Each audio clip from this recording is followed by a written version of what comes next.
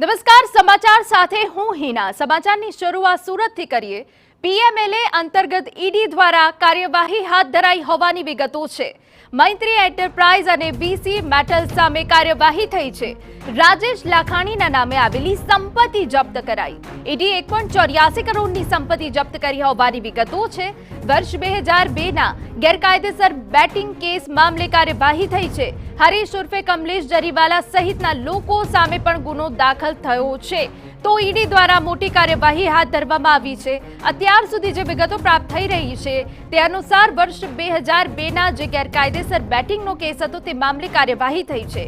મૈત્રી enterprise અને BC metal સામે કાર્યવાહી થઈ છે અને એ સાથે રાજેશ લાખાણીના નામે આવેલી સંપત્તિ પણ જપ્ત કરાઈ છે।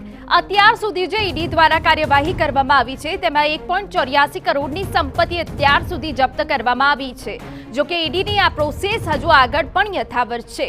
વર્ષ 2002ના ગેરકાયદેસર બેટિંગ કેસ મામલે આ કાર્યવાહી થઈ છે અને આપને જણાવી દઈએ કે કરોડોની સંપત્તિ જપ્ત કર્યા બાદ હરીશ ઉર્ફે કમલેશ જરીવાલા સહિતના લોકો સામે પણ ગુનો દાખલ થયો છે અને વધુ પૂછપરછ હાથ ધરવામાં આવી શકે છે। વધુ અનેક ખુલાસા થઈ શકે છે જ્યારે ઈડી દ્વારા કાર્યવાહી કરવામાં આવી છે।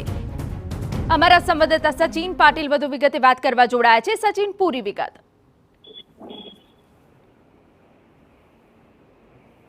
જી સચિન।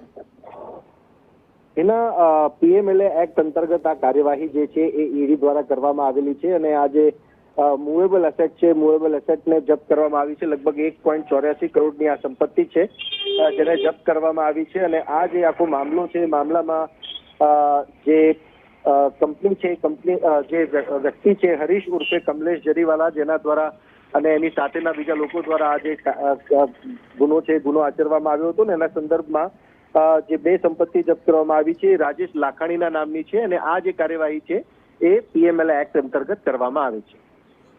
બિલકુલ, આભાર। તો રાજેશ લાખાણીના નામે આવેલી સંપત્તિ જપ્ત કરાઈ છે અને અત્યાર સુધી 1.84 કરોડની સંપત્તિ જપ્ત કરી।